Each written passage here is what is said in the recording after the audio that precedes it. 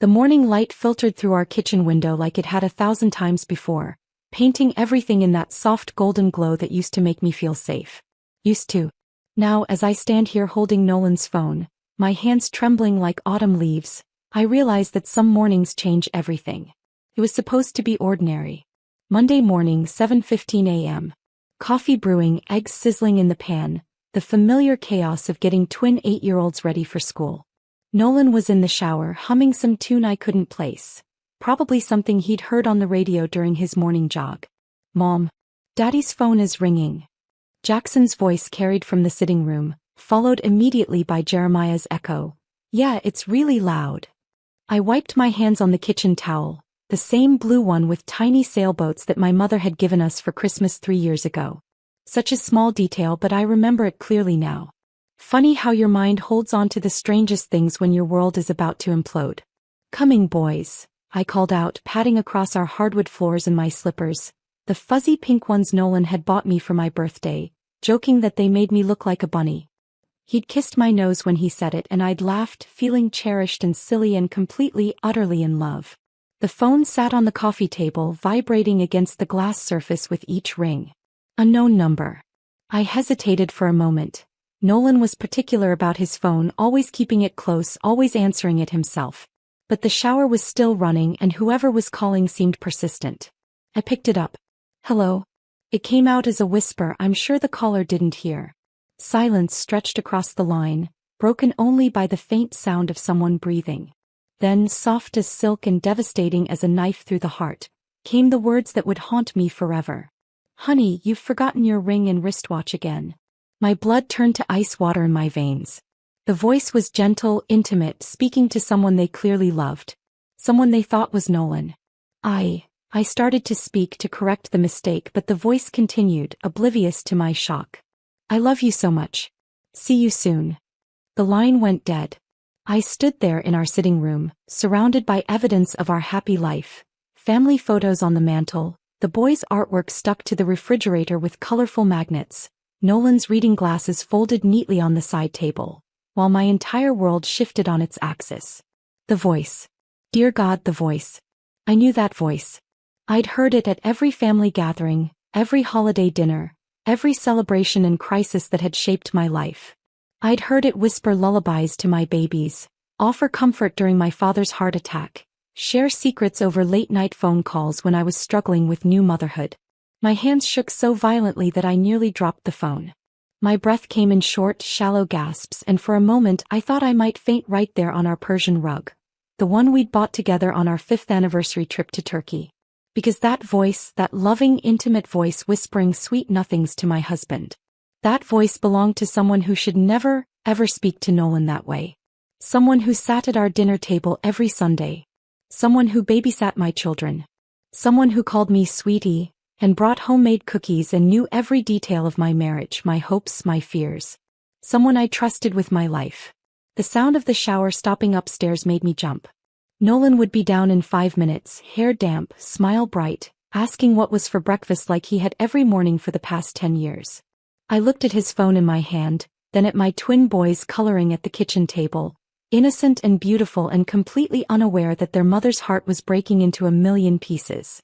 How long had this been going on? How many lies had I swallowed? How many times had I welcomed my betrayer into my home with open arms? And most terrifying of all, what else didn't I know? Before we dive into this shocking tale of family betrayal, drop a comment and let us know which part of the world you're listening from. We absolutely love connecting with our incredible global community. And if you're new to our channel, please hit that subscribe button because your support fuels our mission to bring you the most unbelievable tales of justice served cold. Trust me, after hearing Gloria's story, you'll understand why sometimes the people closest to us can inflict the deepest wounds. So grab your headphones, settle in, and prepare for a story that will make you question everything you think you know about family loyalty. Let's begin. 6 months earlier, if someone had asked me to describe my life, I would have smiled and said I was blessed. Truly blessed. We lived in a 2-story colonial in Maplewood Heights, the kind of neighborhood where kids still rode bikes until streetlights came on and neighbors brought casseroles when someone was sick. My name is Gloria Connor Dawson, and at 32 I thought I had everything figured out. Married to my high school sweetheart Nolan for 10 years. mother to the most beautiful twin boys in the world, daughter to parents who still held hands after 35 years of marriage. I worked part-time as a graphic designer from home, which allowed me to be present for school pickups and soccer games and all those little moments that make up a childhood. Nolan was everything I dreamed of in a husband. Tall and lean with kind brown eyes and a laugh that could fill a room. He worked as a physical therapist at the local rehabilitation center, helping people rebuild their lives after accidents and injuries. He was patient and gentle, the kind of man who left me little notes in my lunchbox and still opened car doors. Our boys, Jackson and Jeremiah, had just turned 8. Jackson was the serious one, always reading, always asking questions about how things worked. Jeremiah was our comedian, the one who could make anyone laugh with his spot-on impressions and silly faces. They both had Nolan's brown eyes and my stubborn chin. Sunday dinners were sacred in our house. Every week, my parents Alice and Walker would come over, along with my Aunt Geraldine and sometimes her husband Parker when he wasn't traveling for work. Parker was a consultant for engineering firms, always jetting off to inspect bridges or buildings in far-off places. Sweet man, but gone more than he was home. Aunt Geraldine was my mother's younger sister, and from the time I was little she'd been more like a second mother to me. She never had children of her own, something that always made her a little sad around the holidays, but she poured all that maternal love into being the world's best aunt and great-aunt. She'd show up at our house with presents for no reason, take the boys to movies when Nolan and I needed date nights, remember every important moment in our lives. When I had postpartum depression after the twins were born, she came over every day for 2 weeks, holding babies and making sure I ate and showered and remembered that I was still human underneath all that exhaustion. Family is everything, she'd always say, hugging me tight. We stick together no matter what. I believed her. God help me, I believed every word. The Sunday before that terrible Monday morning, we'd had one of our usual family dinners. Mom had made a delicious meal. Dad had told his repertoire of dad jokes that made the boys giggle uncontrollably. And Aunt Geraldine had brought homemade chocolate chip cookies that disappeared within minutes. You spoil them, I'd laughed, watching Jackson and Jeremiah devour the cookies with chocolate-smeared faces. That's what great aunts are for, she'd replied, ruffling Jeremiah's hair. Then she'd looked at Nolan with what I thought was simple familial affection. You're lucky to have such a good man, Gloria. Don't ever take that for granted. Never, I'd said, reaching over to squeeze Nolan's hand. He'd squeezed back, but now I remember how his eyes had darted away from mine, how he'd seemed distracted during dinner, checking his phone more than usual. How had I missed it? How had I been so blind? That night, after everyone had gone home and the boys were in bed, I'd found Nolan on the back porch, staring up at the stars. Everything okay? I'd asked, settling into the chair beside him. Just thinking, he'd said. About how good we have it. This life, this family. Sometimes I wonder if I deserve it all. I'd thought it was sweet, this moment of gratitude from my husband. I'd kissed his cheek and told him he deserved every happiness in the world. If I'd known what he was really thinking about, who he was really thinking about, I would have run screaming into the night. But I didn't know. I was still living in my perfect little bubble, where family meant everything and love was sacred and the people you trusted most would never, ever break your heart. The bubble was about to burst. After that devastating phone call, I had exactly 4 minutes to compose myself before Nolan came downstairs. 4 minutes to hide the fact that my entire world had just cracked down the middle. I set his phone back on the coffee table exactly where I'd found it and forced myself to move normally, to breathe normally, to be the wife and mother I'd been just 5 minutes earlier. Morning, beautiful, Nolan said as he entered the kitchen, hair still damp from his shower. He kissed my cheek like always, but I flinched before I could stop myself. You okay? He asked, and I heard something in his voice, concern but also wariness. Fine, I managed. Just thinking about my presentation for the Nathaniel account. It was a lie. I'd finished that presentation 3 days ago. But Nolan nodded and grabbed his coffee mug, seemingly relieved by the explanation. Boys, 5 minutes until we leave for school, he called out, and they came running, backpacks bouncing, Jackson clutching a book and Jeremiah already talking about the science project that was due Friday. I watched this morning routine play out like I had hundreds of times before, but everything felt different now. Wrong. Like I was watching strangers perform a play about my life. When Nolan reached for his phone, my heart hammered against my ribs. Would it ring again? Would she call back? But he just glanced at the screen and slipped it into his pocket. See you tonight, he said, kissing my forehead. I love you. The words felt like glass in my chest. How could he say that to me when he was saying it to someone else? When that someone else was... Well, I couldn't think about it. Not yet. I needed proof. I needed to be absolutely certain before I let this suspicion destroy everything. But as I watched him walk out the door with our boys, joking about something that made them laugh, I felt the first crack of what would become a complete collapse. The day stretched endlessly ahead of me. I tried to work, but every time I opened my laptop, my mind wandered back to that voice. That familiar, beloved voice speaking words that should never have been spoken. I found myself moving through the house like a detective in my own life, seeing things I'd never noticed before. Nolan's phone always face down on surfaces. His new habit of taking calls outside, claiming it was work-related. The way he'd started working late more often, staying at the clinic for paperwork or training sessions. And the gifts. Small things I'd attributed to his thoughtfulness. New workout clothes because I thought you'd look great in this color. A necklace just because I saw it and thought of you. Dinners at nicer restaurants for no particular occasion. Guilt gifts. The realization hit me like a physical blow. He was buying me presents to ease his conscience. By the time the boys came home from school, I felt like I was barely holding myself together. They burst through the door full of energy and stories about their day, and I forced myself to listen, to respond appropriately, to be their mother even though my world was falling apart. Mommy, can Aunt Geraldine come over this weekend? Jeremiah asked while I helped him with homework. She promised to teach me how to make those cookies. The mention of her name sent ice through my veins. We'll see, baby, I managed. She's the best, Jackson added, not looking up from his math problems. I hope when I grow up I find someone as nice as Aunt Geraldine to marry. I had to excuse myself to the bathroom, where I sat on the edge of the tub and cried as quietly as possible, my whole body shaking with the effort of keeping it in. That night, after the boys were in bed, I sat across from Nolan at our kitchen table, watching him read through patient files and make notes in his careful handwriting. He looked so normal, so much like the man I'd fallen in love with, that for a moment I almost convinced myself I'd imagined everything. Nolan, I said softly. He looked up, pen still poised over his papers. Do you love me? Something flickered across his face. Surprise, guilt, something I couldn't quite identify. Of course I love you. What kind of question is that? I don't know, I said truthfully. I've just been thinking about us lately. About our marriage. Are you happy?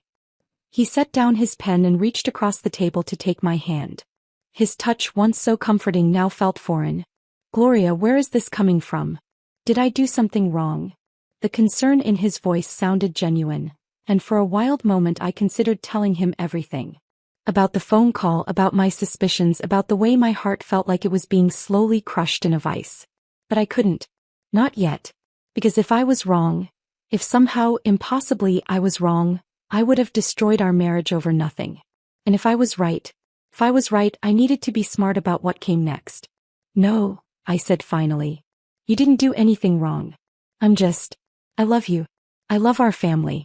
I want to make sure we never take that for granted. He squeezed my hand, but his smile didn't quite reach his eyes. We won't. I promise. Another lie. I was becoming an expert at recognizing them. That night, I lay awake listening to Nolan breathe beside me, wondering how long he'd been deceiving me. Wondering if the woman I suspected was just the latest or if there had been others. Wondering if anything about our life together had been real. But mostly I wondered about her. About Aunt Geraldine, who had held me when I cried, who had celebrated every milestone in my life, who had sat at my kitchen table just yesterday and looked me in the eye while she planned her next rendezvous with my husband. How could someone do that? How could someone who claimed to love you destroy you so completely? As the hours ticked by and dawn approached, I made a decision. I was going to find out the truth. All of it. And when I did, there was going to be hell to pay.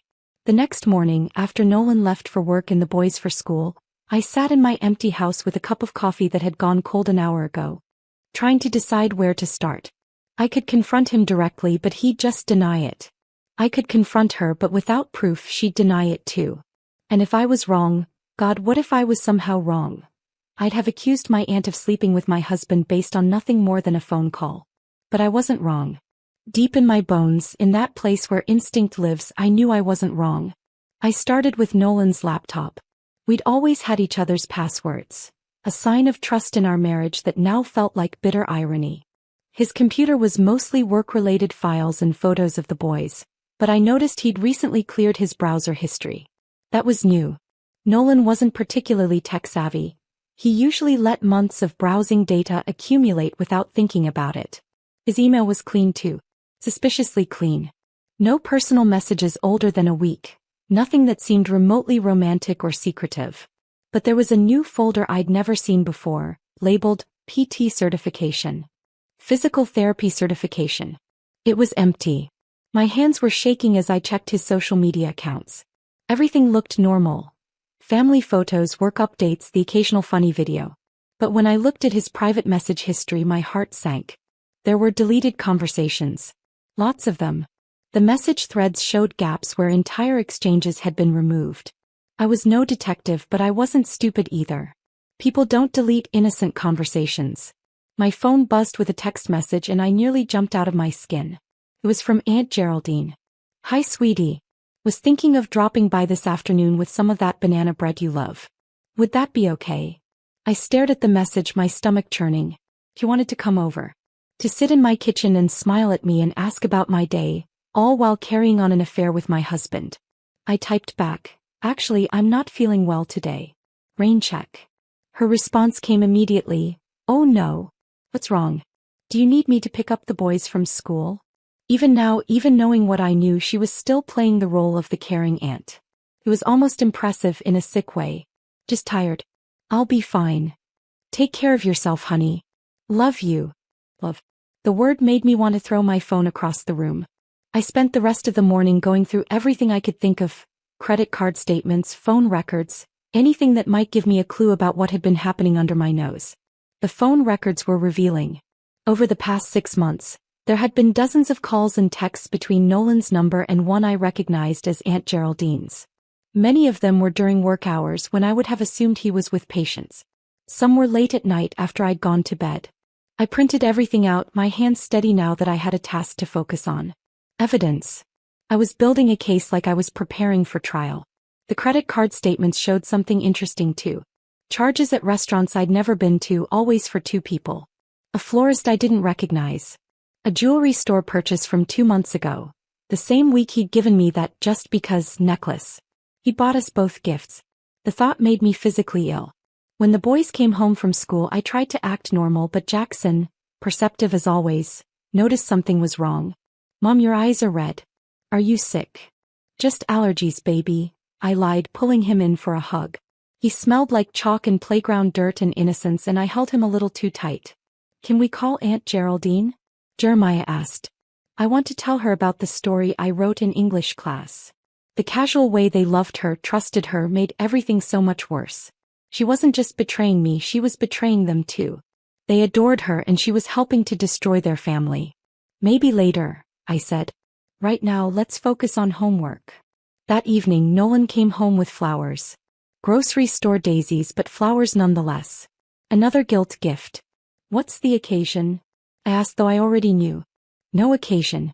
Just wanted to remind my beautiful wife that I love her. The performance was getting exhausting. For both of us, I suspected.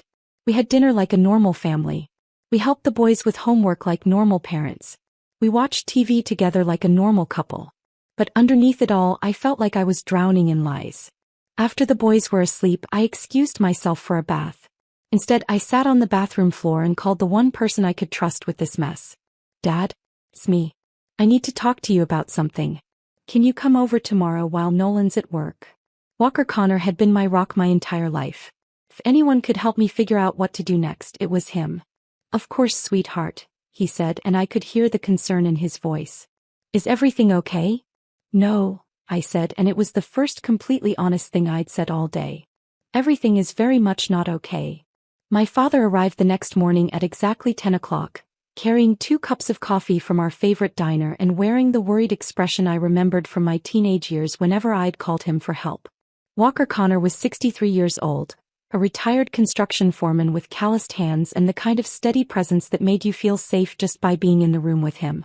He'd built our family's first house with his own hands, taught me how to change a tire and balance a checkbook, and never let anyone make me feel small. If there was anyone in the world I could trust with this nightmare, it was him. "Talk to me, sweetheart," he said, settling into his usual spot at our kitchen table, the chair that gave him the best view of the backyard where he used to push the boys on their swing set. I told him everything. About the phone call, about the voice I'd recognized, about all the evidence I'd gathered over the past 2 days. I watched his face change as I spoke, watched him age 10 years in 10 minutes. When I finished, he sat quietly for a long moment, staring into his coffee cup like it might contain answers. "You're sure it was her voice?" he asked finally. "I'm sure." He nodded slowly. "How long do you think this has been going on?" I pulled out the phone records I'd printed. "Based on this, at least 6 months. Maybe longer." Dad studied the pages, his jaw tightening as he took in the frequency of the calls, the timing, the pattern of deception that was right there in black and white.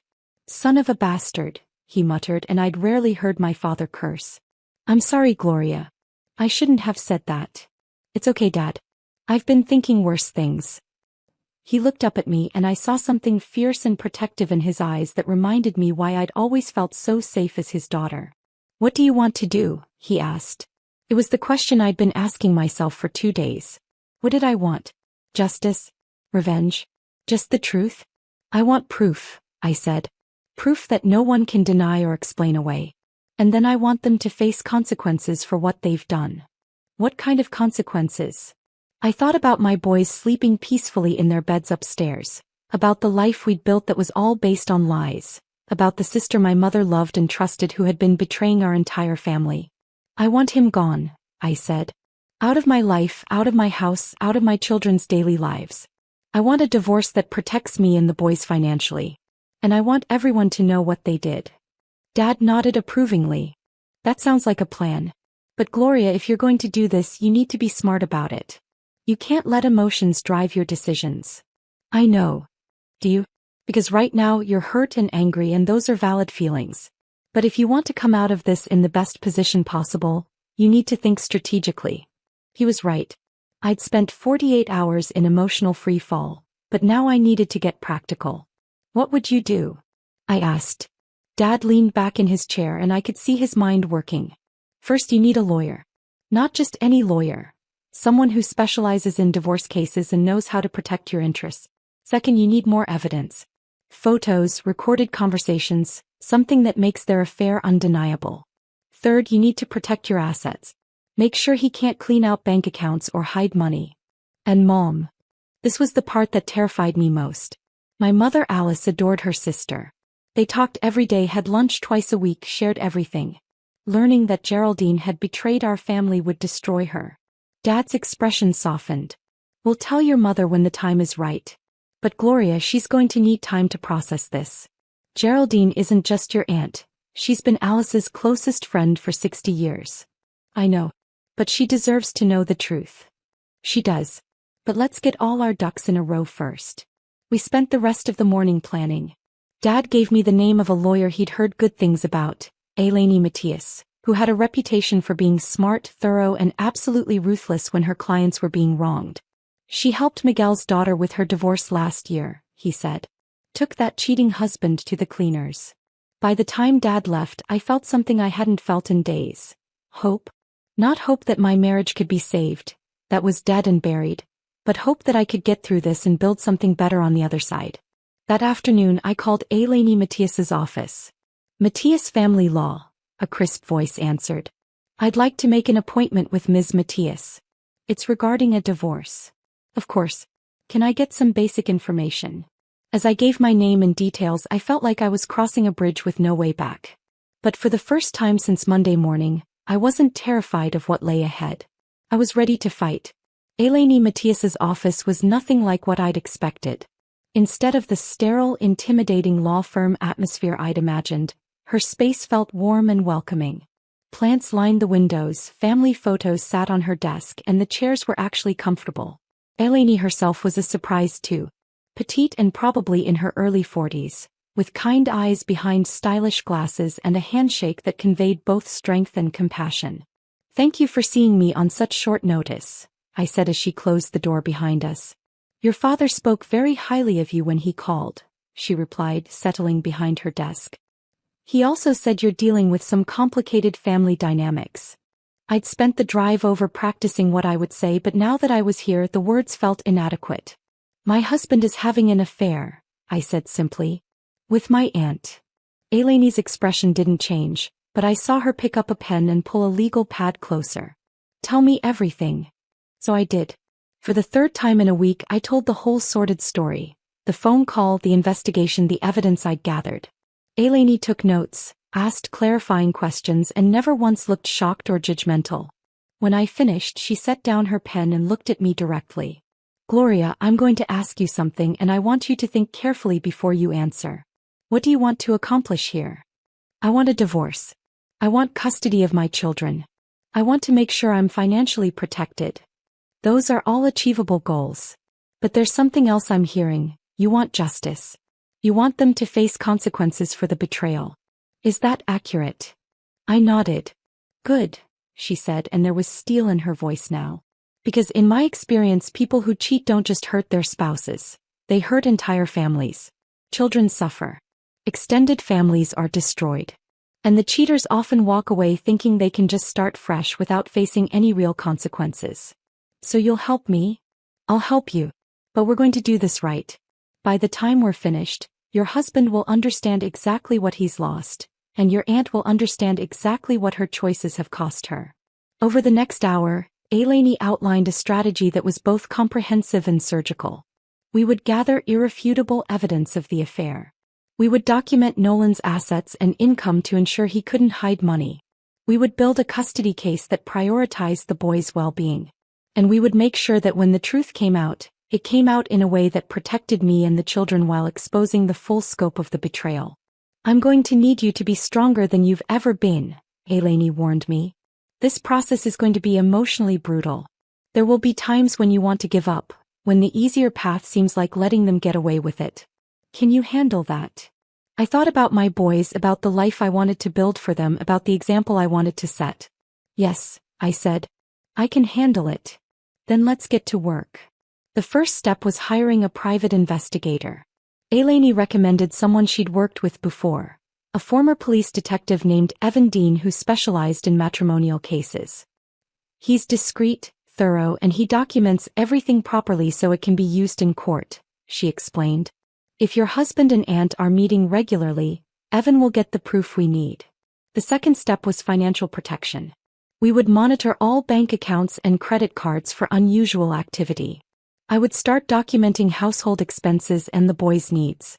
And I would quietly gather information about Nolan's income, benefits, and any other assets.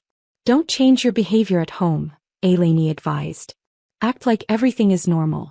The element of surprise is our biggest advantage right now. As I left her office, I felt like I was carrying a secret weapon. For the first time since this nightmare began, I wasn't just reacting to what was happening to me, I was taking control. That night, I cooked Nolan's favorite dinner and asked about his day like nothing had changed. I helped the boys with homework and listened to their chatter about school and friends. I even laughed at Jeremiah's silly joke about a chicken crossing the road. But inside, I was counting down the days until I could stop pretending. 3 days later, Evan Dean called with his first report. I've been following your husband for 72 hours, he said in his matter-of-fact way. Yesterday at 2:30 p.m. he met a woman matching your aunt's description at the Riverside Hotel. They stayed for 2 hours. I have photographs. My stomach dropped, even though this was exactly what I'd expected to hear. Are you sure it's her? Based on the photos you provided, yes. I'm certain. What happens now? I continue surveillance for another week to establish a pattern. Then we'll have everything we need. When I hung up, I sat in my car in the grocery store parking lot and cried. Not because I was surprised, I'd known this was coming, but because it made everything real and final and irreversible. My marriage was over. My family was broken. And soon everyone would know it. But I was going to make sure that when the dust settled, my boys and I would be okay. Even if it meant burning everything else to the ground. The photographs arrived in a manila envelope that felt like it weighed 1,000 pounds. Evan had included a note. I'm sorry you have to see these, but you asked for irrefutable proof. This should be sufficient for your purposes. I waited until the boys were at school and Nolan was at work before I opened it. Even preparing myself didn't make it easier. There they were, in crisp color photos that left no room for doubt or misinterpretation. Nolan and Aunt Geraldine entering the Riverside Hotel together. Her hand on his arm. Him looking around nervously before they went inside. Another photo of them in the hotel restaurant, leaning across the table toward each other like lovers. The worst one showed them in the hotel parking lot afterward. They were embracing and she was reaching up to touch his face in a gesture so intimate it made my chest physically hurt. They looked like people who had been together for years, comfortable and familiar with each other's bodies. I set the photos aside and picked up Evan's written report. The facts were laid out in clinical detail. Subject met female at hotel on Tuesday, Thursday, and Saturday of surveillance period. Average duration of meetings, 2.5 hours. Observed intimate physical contact consistent with romantic relationship. Female's license plate confirmed as registered to Geraldine Walsh, your aunt. Hotel records show room registered under false name but paid for with subject's credit card. A false name. They'd been careful about some things but sloppy about others. Nolan had paid for their affair with our joint credit card. Money that should have gone to our children's future, to our mortgage, to our life together. My phone buzzed with a text from the woman whose face was now burned into my memory in the worst possible way. Hi sweetie. The boys left their soccer cleats at my house after last weekend. Should I drop them off or do you want to pick them up? I stared at the message, remembering last Saturday. Nolan had taken the boys to Aunt Geraldine's house for what he said was a family barbecue.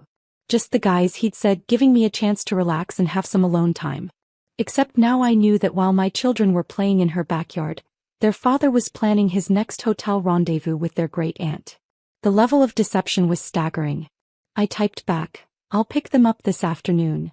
I needed to see her. To look her in the eye now that I knew what she was. I wasn't ready to confront her yet. Eleni had been very clear about not tipping our hand, but I needed to see if I could detect any guilt, any remorse, any sign of the woman I thought I knew. Geraldine's house was a tidy ranch in an older neighborhood, the kind of place where she'd lived since marrying Parker 25 years ago. I'd spent countless hours here over the years. Family holidays, birthday parties, quiet afternoons when she'd watch the boys so Nolan and I could have date nights. She opened the door with her usual bright smile, and I can see this is a compelling psychological thriller about betrayal within a family. The story has excellent pacing, building tension through Gloria's discovery of her husband's affair with her beloved aunt. Let me continue from where it left off, maintaining the same structure and escalating tension. For a moment, looking at her familiar face, I almost convinced myself I'd imagined everything. Gloria. Come in, she said, stepping aside to let me into the living room where I'd sat 1,000 times before. I just made some iced tea. Want some? Sure, I managed, following her into the kitchen.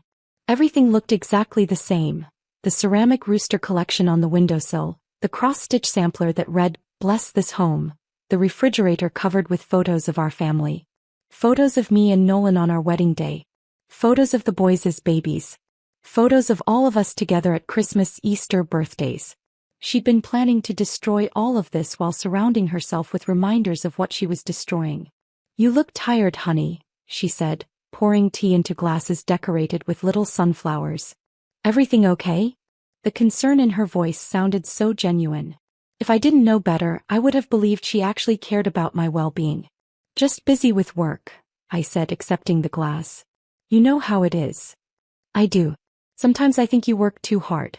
You should take more time for yourself.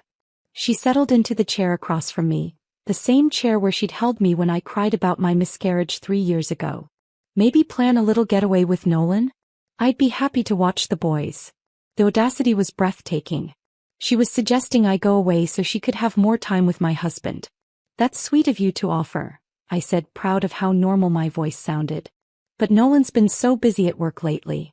Lots of late nights, weekend training sessions. You know how dedicated he is. Something flickered across her face, so quickly I almost missed it. Guilt? Fear? Or was she pleased that I was buying the lies? He is dedicated, she agreed. You're lucky to have such a hard-working husband. I am, I said, taking a sip of tea that tasted like ashes. Though sometimes I worry he's working too hard. He's been getting a lot of phone calls lately. Even early in the morning. This time the reaction was unmistakable. Her hand tightened around her glass and a flush crept up her neck. "Oh," she said, trying to sound casual. "Work calls." "I assume so. Though the other day someone called and seemed to think they were talking to him. Said something about forgetting a ring and watch." I watched her face carefully. Strangest thing. The color drained from her cheeks completely. She set down her glass with shaking hands.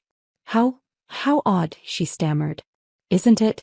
I mean, who calls someone about jewelry at 7 in the morning? Must have been a wrong number." "Must have been," she whispered. We sat in silence for a moment and I could practically see her mind racing, trying to figure out how much I knew, how much danger she was in. "Well," I said, standing up, "I should get those cleats and head home. The boys have practice tonight." "Of course," she said, jumping up too quickly. "They're in the hall closet." As she retrieved the cleats, I noticed her hands were still shaking. When she handed them to me, she couldn't quite meet my eyes. "Gloria," she said as I reached for the door handle. "You know I love you, right? You and the boys and Nolan. You're all so important to me." The words hit me like a physical blow. Even now, even caught in her web of lies, she was still trying to manipulate me with declarations of love. "I know," I said. "Family is everything, right? That's what you always say." "Yes," she said, relief flooding her voice. "Family is everything." I drove home with the boys' cleats in the passenger seat and rage burning in my chest. She'd looked me in the eye and lied. She'd used my own words about family against me while she was actively destroying mine. But she was scared now. I'd seen it in her face, in her shaking hands, in the way she couldn't quite maintain eye contact. She knew I suspected something even if she didn't know how much. That evening I called Elaine. "I think she knows I'm on to them," I said, describing the afternoon's encounter. "Good," Elaine said. "Let her sweat. Guilty people make mistakes when they're nervous. But Gloria, you need to be extra careful now. If she tells your husband about your conversation, he might become suspicious." "What should I do?" "Act normal. Don't change your routine. And whatever you do, don't confront either of them directly. We're almost ready to move, but we need just a little more time." That night, Nolan came home with Chinese takeout and an apologetic smile. "Sorry I'm late," he said, kissing my cheek. "Crazy day at the clinic." "No problem," I said, helping him unpack the containers. "How was your day?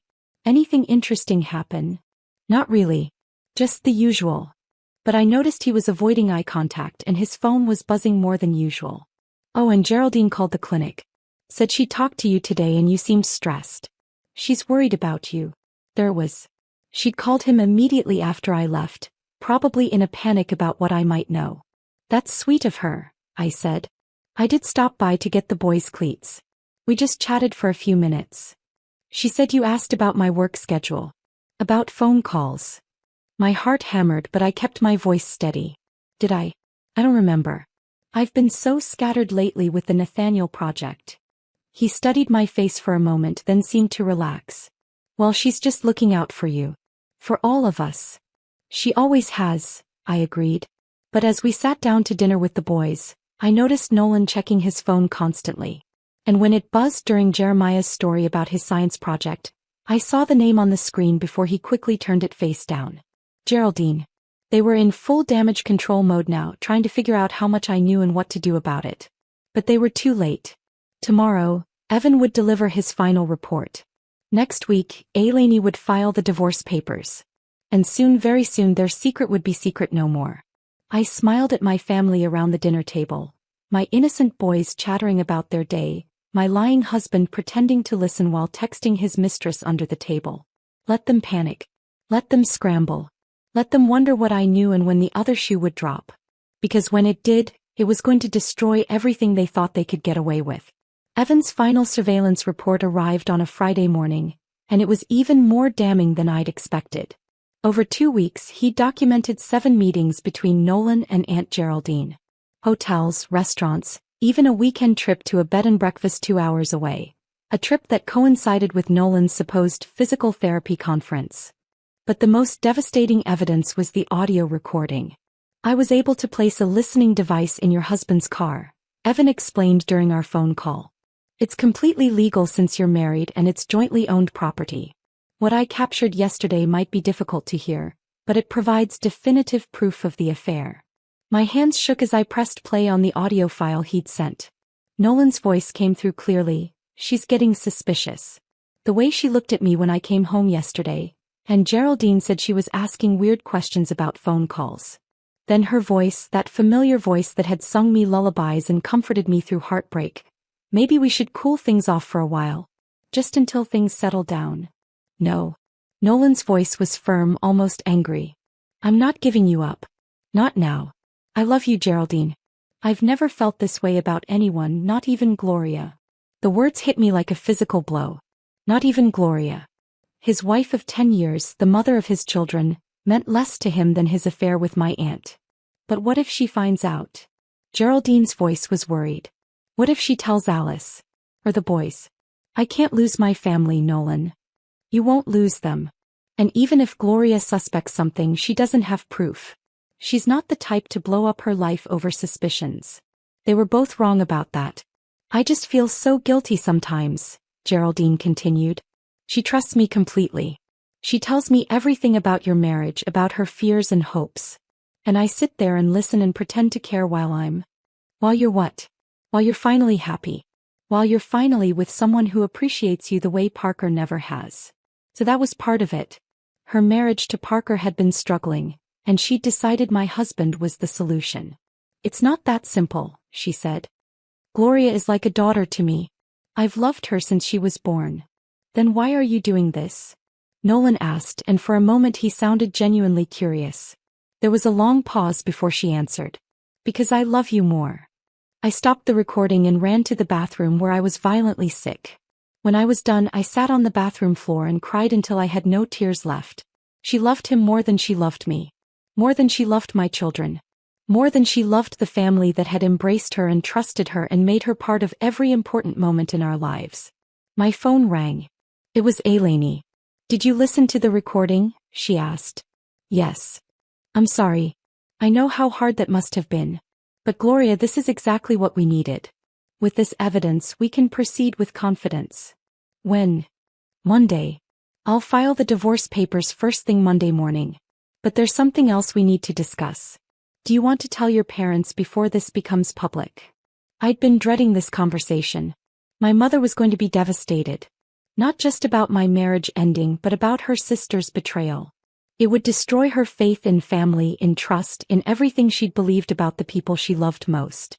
My dad already knows. I'll tell my mother this weekend, I said. She deserved to hear it from me.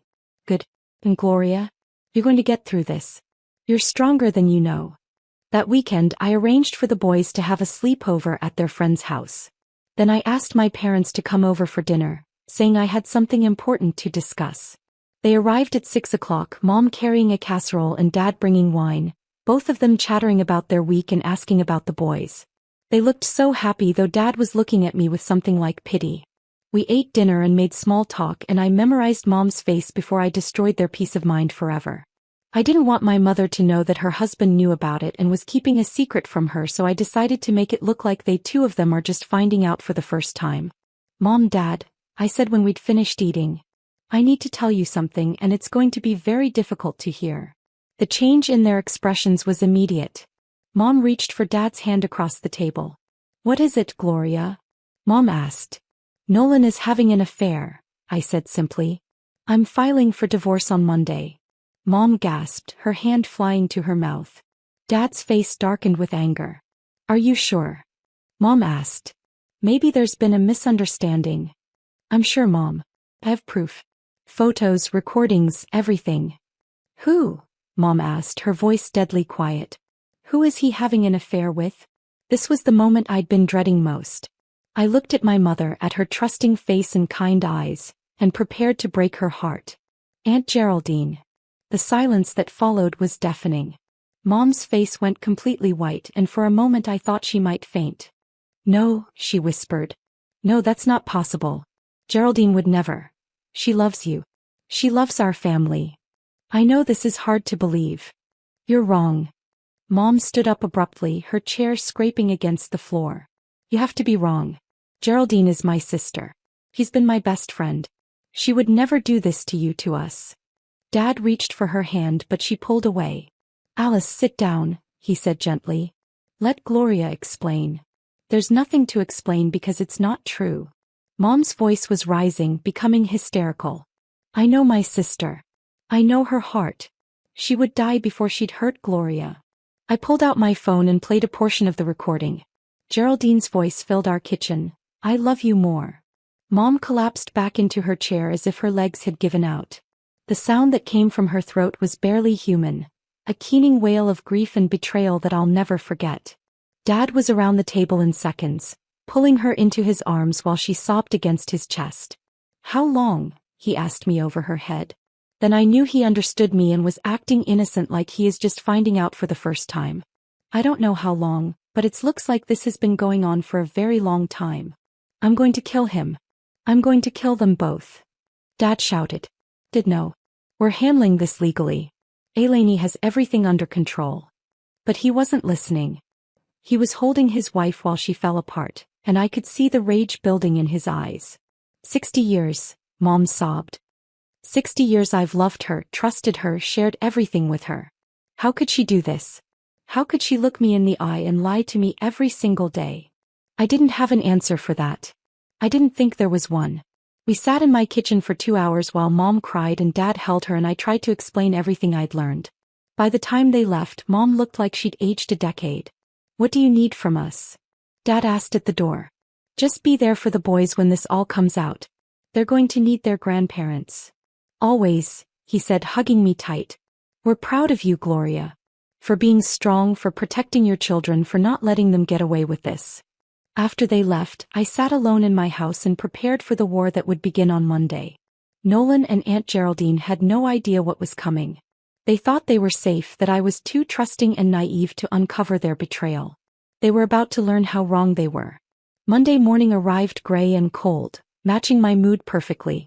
I got the boys ready for school like always, made Nolan his coffee like always, kissed him goodbye like always. But inside I was counting down the hours until his world imploded. At 9 a.m. sharp, Eleni filed the divorce papers. By 10 a.m., a process server would be waiting at Nolan's clinic. By noon, everyone would know that our perfect marriage was over. I was at my computer pretending to work on a client project, when my phone rang at 10:47 a.m. Gloria. Nolan's voice was shaky, confused. Someone just served me with divorce papers. This has to be a mistake. It's not a mistake, I said calmly. Silence stretched between us, broken only by the sound of his breathing. You know, he said finally. It wasn't a question. I know everything, Nolan. The hotels, the phone calls, the lies. All of it. Gloria, please let me explain. There's nothing to explain. I heard the recording of you and Geraldine in your car. I saw the photos of you together. I know about the credit card charges and the fake names and the weekend trips. Another long silence. What? That's impossible. Well, for your information, I've known this long enough to protect myself and our children. Long enough to make sure you can't hide assets or spin this as anything other than what it is. The boys. The boys will be fine. They'll be better off without a father who lies to their mother and destroys their family for his own selfish desires. You can't keep me from my children. I'm not keeping you from them. But I'm also not going to pretend this didn't happen for their sake. They deserve to know the truth about who their father really is. I could hear him crying now, and part of me, a very small part, felt sorry for him. But mostly I felt nothing but cold satisfaction. Please, he whispered. Can we talk about this? Can we try to work things out? Work things out. I laughed, and it sounded harsh even to my own ears. Nolan, you told your mistress that you never loved me the way you love her. You said I wasn't the type to blow up my life over suspicions. You were planning to keep lying to me indefinitely while you carried on with my aunt. What exactly is there to work out? I made a mistake. You made a choice. Every day for months, you chose to betray me and our children. Now you get to live with the consequences. I hung up before he could say anything else. My phone immediately started buzzing with texts and calls. Nolan. Aunt Geraldine. Even my mother, who must have heard from Geraldine by now. I ignored them all. At 3:30, when the boys came home from school, I sat them down at the kitchen table with milk and cookies just like always. Boys, I need to tell you something important, I said, taking their small hands in mine. Daddy and I are getting divorced. Jackson's face crumpled immediately. Why? Did we do something wrong? No, baby. This has nothing to do with you. Sometimes grown-ups make choices that hurt their families, and that's what happened here. Is Daddy moving out? Jeremiah asked, his voice small. Yes. But he'll still be your father and he'll still love you. That will never change. What about Aunt Geraldine? Jackson asked. Will we still see her? I took a deep breath. Aunt Geraldine made some very bad choices that hurt our family. We won't be seeing her for a while. They cried, of course. I held them both while they sobbed, and I promised them that we would be okay, that I would take care of them, that their world wasn't ending even though it felt like it was. That evening Nolan came home to pack a bag. The boys were at my parents' house, sparing them the awkwardness of watching their father move out. Gloria, he said when he saw me in the kitchen. Please. Can we just talk? Talk? I said, not looking up from the dishes I was washing. I never meant for this to happen. It started as friendship and then you decided to sleep with my aunt while lying to my face every single day. Do you know how horrible that is? I know how it looks. It looks like exactly what it is. A betrayal of everything we built together. He was quiet for a moment. What about the boys? What about them? I want joint custody. I want to be part of their lives. I finally turned to look at him. You should have thought about that before you decided your affair was more important than your family. You can't punish the boys because you're angry at me. I'm not punishing anyone. But I'm also not going to pretend you're the same man I married. The boys will see you, but it will be on my terms when I decide they're ready. 3 months later, the divorce was final. Nolan got supervised visitation every other weekend. I got the house, primary custody, and enough alimony to ensure the boys and I would be financially secure. Aunt Geraldine tried to call me dozens of times in those first weeks. She sent letters, emails, even showed up at my door once. I never responded. As far as I was concerned, she was dead to me. My mother struggled the most. She'd lost her sister and her faith in family all at once. But slowly, with Dad's help and therapy, she began to heal. I keep thinking about all the times she sat in my kitchen and listened to me worry about you and Nolan, Mom said one afternoon. All the times she comforted me when I was concerned about your marriage. She knew exactly what was wrong because she was causing it. I'm sorry, Mom. I know how much you loved her. I did love her. But the woman I loved never existed, did she? She was just a mask hiding someone who could destroy her own family without a second thought. 6 months after the divorce, I heard through mutual friends that Nolan and Geraldine had broken up. Apparently, the reality of their relationship, without the excitement of secrecy and betrayal, wasn't as appealing as they'd thought. I felt nothing when I heard the news. No satisfaction, no vindication, nothing. They'd destroyed my marriage and my family for something that didn't even last a year. But the boys and I were thriving. We'd moved forward, built a new life, learned to trust again. Jackson and Jeremiah were resilient in the way children are, adapting to their new normal with the help of therapy and the unwavering support of my parents. As for me, I was stronger than I'd ever imagined I could be. I'd faced the worst betrayal possible and survived it. I'd protected my children and built a better life for all of us. And I'd learned that sometimes the people who claim to love you the most are the ones capable of hurting you the deepest. But I'd also learned that I was strong enough to survive anything, even the destruction of everything I thought I knew about love and family. The woman who answered that phone call on that terrible Monday morning was gone. In her place was someone harder, wiser, and infinitely more careful about who she trusted. But also someone who knew without a doubt that she could handle whatever life threw at her next. 2 years later, I stood in my kitchen making breakfast for the boys, sunlight streaming through the same window where this nightmare had begun. But everything else had changed. The house felt lighter now, free from the weight of lies and deception. The boys were happy and healthy, thriving in their new reality. They saw Nolan every other weekend, and while those visits were sometimes difficult, they were learning to navigate their relationship with their father on their own terms. My phone rang, a sound that no longer filled me with dread. Hello. Mom, it's me. Jackson's voice, calling from his friend's house where he'd spent the night. Can Tommy come over for lunch? Of course, baby. I'll make grilled cheese. Thanks, Mom. Love you.